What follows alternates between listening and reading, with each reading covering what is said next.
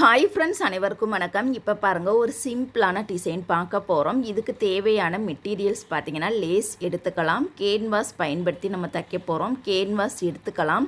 Patch work பண்ணுறதுக்காக இந்த மாதிரி டிசைன் கலந்த கிளாத் நம்ம எடுத்துக்கலாம், ஒரு 30 பாயிண்ட். அதுக்கப்புறமா பார்த்திங்கன்னா லைனிங் கிளாத், மெயின் கிளாத் நம்ம எடுத்துக்கலாம். இப்போ இதோட அளவுகள் இப்போ பார்த்துடலாம்.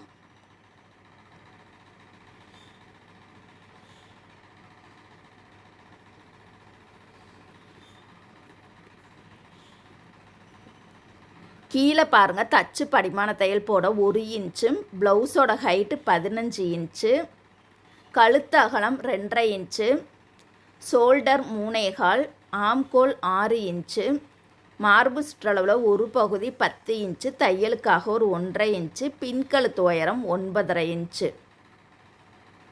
இப்போ நம்ம நெக் இதில் கட் பண்ண போகிறது கிடையாது. இந்த பகுதியை அப்படியே நம்ம தனியாக எடுத்து வச்சிடலாம். நம்ம கேன்வாஸை பயன்படுத்தி தான் நம்ம தைக்க போகிறோம்.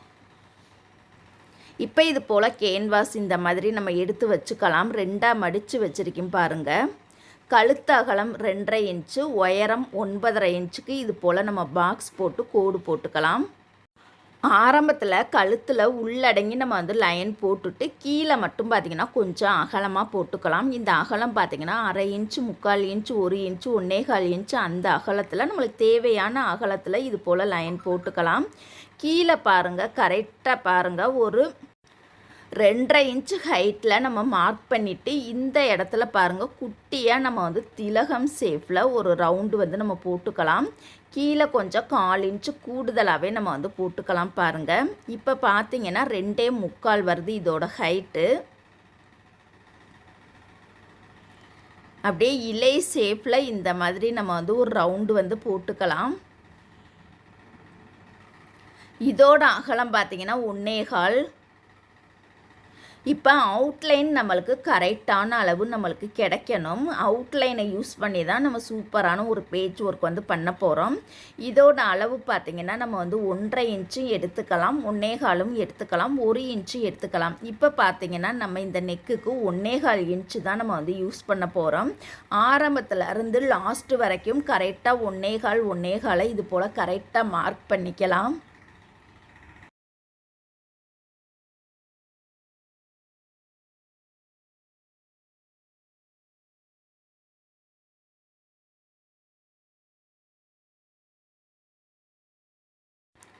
இப்போ பாருங்கள், இந்த புள்ளிகளை பூரா அழகாக லைனாக நம்ம அழகாக நேராக போட்டுக்கணும். ஃபஸ்ட்டு எடுத்ததுமே ரஃப்பாக போட்டு பார்த்துக்கலாம்.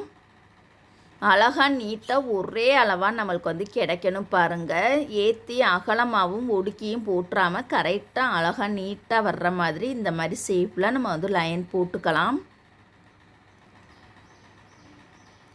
இப்போ இந்த பகுதியை நம்ம கட் பண்ணி எடுத்துக்கலாம்.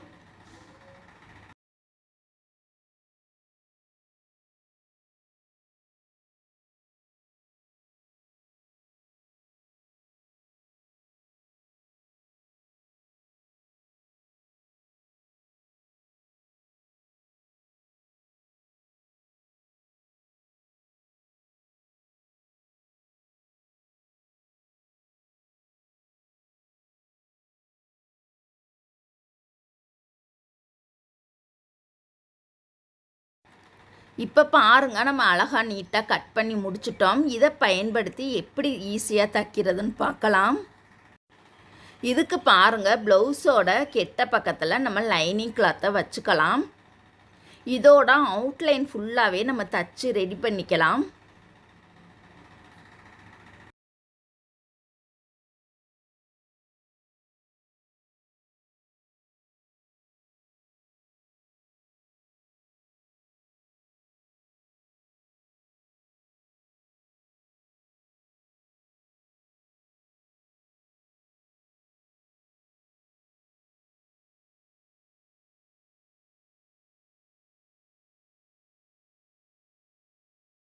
இப்போ கீழே பாருங்கள், 1/2 இன்ச்சு பிசுறு மடித்து இன்னொரு மடிப்பை 1/2 இன்ச்சில் மடித்து இது போல் நம்ம ஓரத்திலே நம்ம தையல் போட்டுக்கலாம். இந்த ப்ளவுஸுக்கு பார்த்திங்கன்னா நம்ம நெக் தைச்சதுக்கு அப்புறம் தான் டாட் பிடிக்கவே ஆரம்பிக்கணும். இப்போதைக்கு நம்ம பட்டி மட்டும் தைச்சி ரெடி பண்ணிக்கலாம்.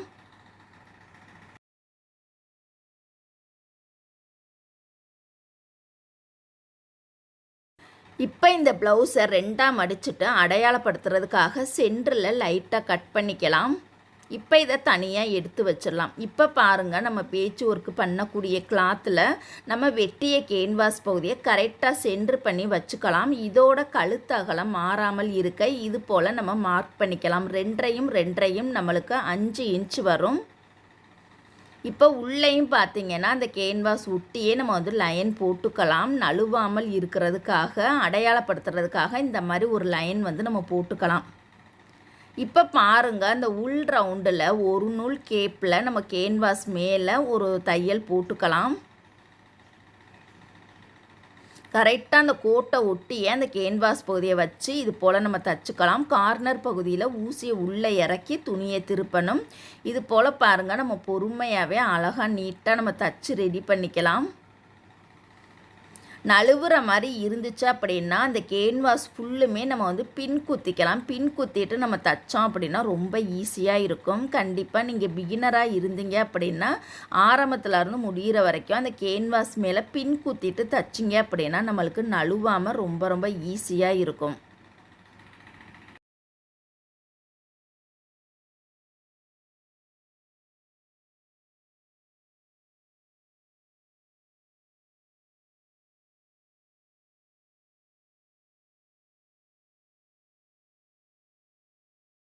இப்போ பாருங்கள், நம்ம தச்சு முடிச்சிட்டோம். இதோட நூல் பீஸரை நம்ம கட் பண்ணிக்கலாம். அவுட்லைன்லேயுமே பாருங்கள், நம்ம ஒரு நூல் கேப்பில் நம்ம தையல் போட்டுக்கலாம். இந்த இடத்துல நம்ம பிசுறு தெரியாமலும் தைக்கலாம், பிசுறு தெரிஞ்சு லேசாக கவர் பண்ணியும் தைக்கலாம். இந்த நெக்கை வந்து 2 மாடலில் நம்ம வந்து தைக்கலாம். இப்போ உங்களுக்கு ஈஸியாக இருக்கணுங்கிறதுக்காக கேன்வாஸ் மேலே இந்த ஓரத்தில் ஒரு தையல் போட்டுக்கலாம்.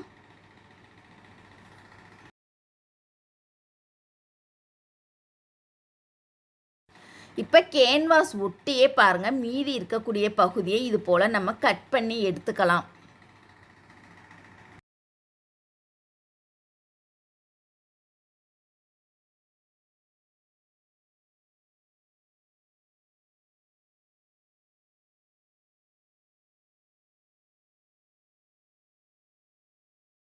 இப்போ அழகாக நீட்டாக நம்ம கட் பண்ணி முடிச்சிட்டோம். இந்த பகுதியை சென்ட்ரு பண்ணி கரெக்டாக மடித்து விட்டுட்டு சென்டரில் லைட்டாக கட் பண்ணிக்கலாம் அடையாளப்படுத்துறதுக்காக. இப்போ ப்ளவுஸோட கெட்ட பக்கத்தை மேல் பக்கமாக வச்சுக்கலாம். கெட்ட பக்கத்தில் தான் நம்ம தச்சு வச்சுருக்கக்கூடிய கேன்வாஸ் பகுதியை, அந்த கழுத்து பகுதியை கரெக்டாக சென்ட்ரு பண்ணி கரெக்டாக வச்சுக்கணும். நழுவாமல் இருக்க சென்ட்ரு பகுதியில் லைட்டாக பின் குத்திக்கலாம். இப்போ உள் லைனில் பார்த்தீங்கன்னா முன்னாடி போட்ட தையல் மேலேயே அழகாக நம்ம தையல் போட்டுக்கலாம். இப்போயுமே எந்தெந்த இடத்துலலாம் மூளை ஷேப் வருதோ அந்தந்த இடத்துலலாம் ஊசியை உள்ளே இறக்கி பொறுமையாக தைக்கணும். முன்னாடி போட்ட தையல் மேலேயே தான் தைக்கணும். இந்த சைடோ அந்த சைடோ தையல் வந்துடக்கூடாது. பொறுமையாக அழகாக நீட்டாக தைச்சிக்கலாம்.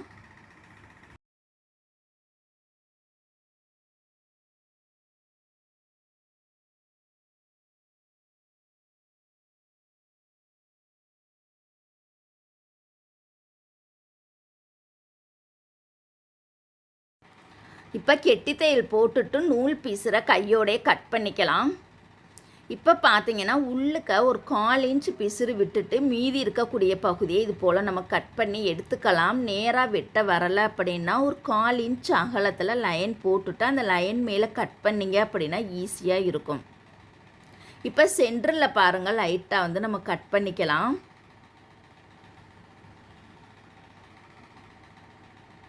இப்போ சென்டரில் கட் பண்ணி கீழ் இருக்கக்கூடிய அந்த ரவுண்டுக்குமே கரெக்டாக ஒரு 1/4 இன்ச் பிசுறு விட்டுட்டு மீதி இருக்கக்கூடிய பகுதியை இது போல் அழகாக நீட்டாக நம்ம கட் பண்ணி எடுத்துக்கலாம். இப்போ ஃபினிஷிங் அழகாக கிடைக்கிறதுக்காக தையலில் படாமல் இது போல் குட்டி குட்டியாக நம்ம வந்து கட் பண்ணி எடுத்துக்கலாம். ஆரம்பத்துலேருந்து முடிகிற வரைக்குமே பாருங்கள், இது போல் குட்டி குட்டியாக அழகாக நம்ம கட் பண்ணணும். தையலில் படக்கூடாது. கட் பண்ணும் பொழுது தையலில் படாமல் கட் பண்ணணும். அப்போ தான் நம்ம திருப்பும் பொழுது நம்மளுக்கு படிமான தையல் போட ஈஸியாக இருக்கும்.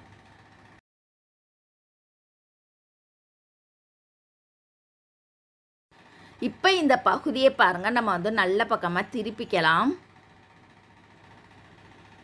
ஃபஸ்ட்டு எடுத்ததுமே பார்த்தீங்கன்னா ஆரம்பத்துலேருந்து முடிகிற வரைக்கும் நெக்கோட ஷேப்பை அழகாக நீட்டாக எடுத்து விட்டதுக்கு அப்புறம் தான் நம்ம வந்து படிமான தையல் போடவே ஆரம்பிக்கணும்.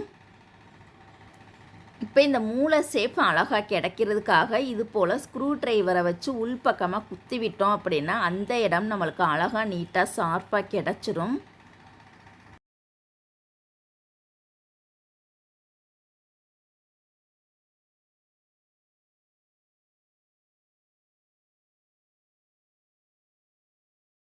இப்போ பாருங்க, நம்ம வந்து நல்ல பக்கத்தில் அந்த கழுத்தை ஒட்டியே பார்த்தீங்கன்னா பைப்பிங் கொடுக்கறதுக்கு பதிலாக லைனிங் கிளாத்தையே நம்ம பைப்பிங்காக யூஸ் பண்ணிக்கலாம். அதுக்கு லைட்டாக மட்டும் ஒரே ஒரு நூலில் அந்த ரெட் கலர் கிளாத் நம்மளுக்கு தெரிகிற மாதிரி இது போல் பாருங்கள் பைப்பிங் தைச்ச மாதிரியே இருக்கும். இது ஒரு சில நெக்குக்கு இந்த மாதிரி மெத்தடை நம்ம ஃபாலோ பண்ணலாம். ரொம்ப அகலமாக அந்த ரெட் கலர் துணி தெரிகிற மாதிரி தைச்சோம் அப்படின்னா சுருக்கங்கள் வந்து நிறையா இருக்கும். அதனால மெல்லிசா ஒரே ஒரு நூல் கேப்பில் அந்த ரெட் கலர் துணி தெரிகிற மாதிரி தைச்சோம் அப்படின்னா நம்மளுக்கு கண்டிப்பாக நேச்சுரலாகவே நம்மளுக்கு பைப்பிங் கொடுத்த மாதிரி ரொம்ப அழகாக இருக்கும். இந்த மாதிரி ஆரம்பத்துலேருந்து முடிகிற வரைக்கும் இந்த மாதிரி ரெட் கலர் துணி கொஞ்சம் லைட்டாக ஒரு நூல் கேப்பில் தெரிகிற மாதிரி நம்ம இந்த மாதிரி படிமான தையல் போட்டுக்கலாம்.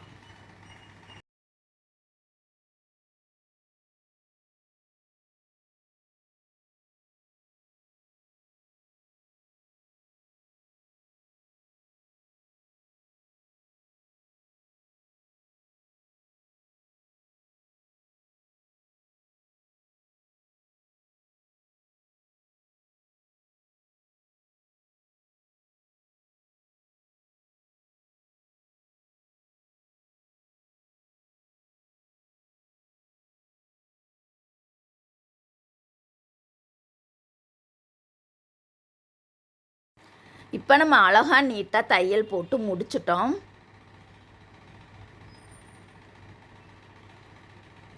இப்போ அவுட்லைன்லேயுமே பாருங்கள், அந்த முன்னாடி போட்ட தையல் மேலேயே நம்ம தையல் போட்டுக்கலாம். துணி என்ன கலர் இருக்கோ அதுக்கு மேட்சாக இருக்கக்கூடிய நூல் தான் கண்டிப்பாக நம்ம எடுத்துக்கணும்.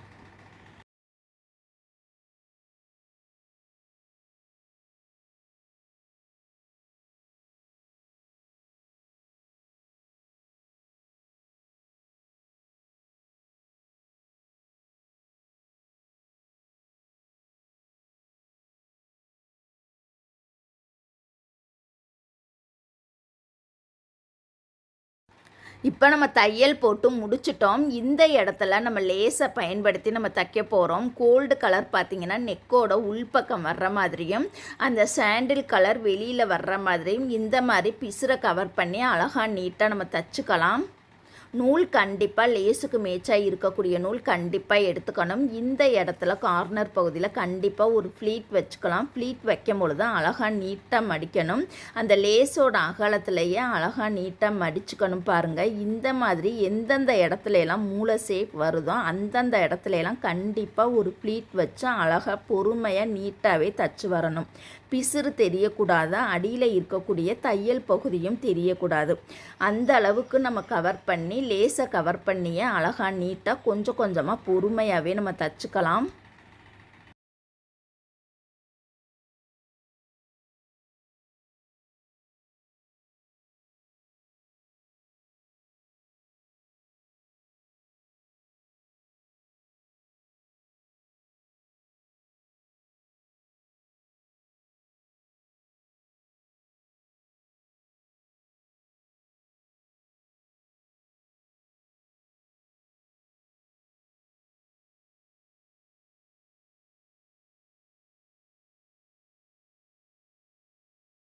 இப்போ நம்ம தையல் போட்டுட்டோம். இன்னொரு தையல் இந்த ஓரத்தில் நம்ம வந்து போட்டுக்கலாம்.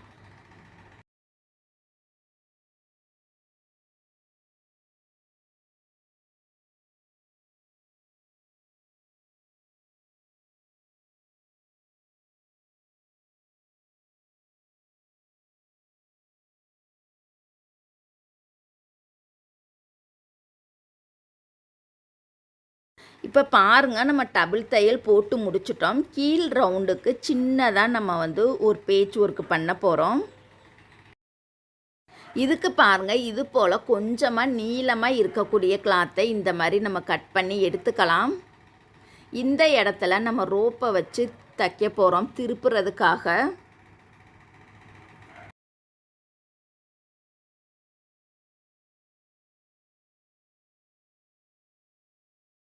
இந்த பகுதியை நம்ம வந்து நல்ல பக்கமாக திருப்பி எடுத்துட்டு அந்த ரோப் தனியாக கட் பண்ணி எடுத்துடலாம்.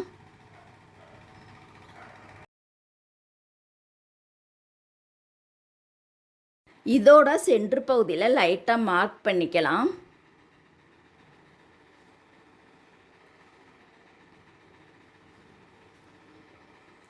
இந்த இடத்துல பாருங்கள் லைட்டாக குட்டி குட்டியாக ஃப்ளீட் வச்சுட்டு இதை பாருங்கள் நூலை எடுத்து இது போல் 4-5 முறை டைட்டாக சுற்றி விட்டுட்டு டபுள் நாட் போட்டுக்கலாம்.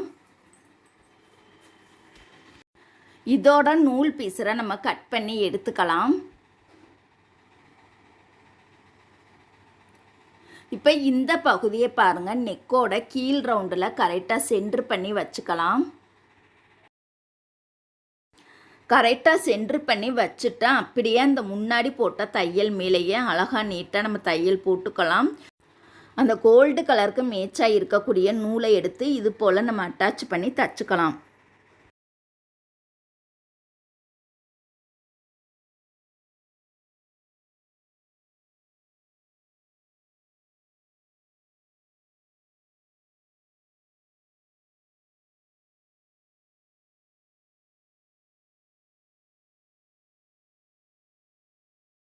இப்போ பாருங்கள் நம்ம தச்சு முடிச்சிட்டோம். இப்போ மேலே பார்த்தீங்கன்னா ஓப்பன் கேப் இருக்குது. அந்த கேப் தெரியாமல் இருக்கிறதுக்காக இந்த இடத்துல பாருங்கள் ஊசியில் நம்ம கோல்டு கலர் நூலை 4 நூல் கோர்த்துட்டு இந்த இடத்துல நம்ம பாசியை பயன்படுத்தி தான் நம்ம தைக்க போகிறோம்.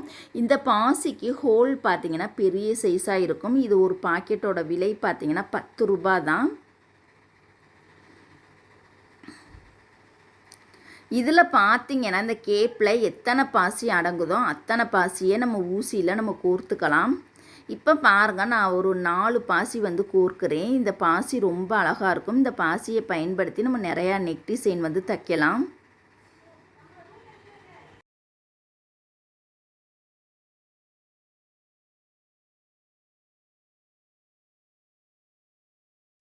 இது போல் உள்பக்கமாக நல்லா டைட்டாக குத்தி விட்டுட்டு நம்ம வந்து நாட் போட்டு எடுத்துக்கலாம்.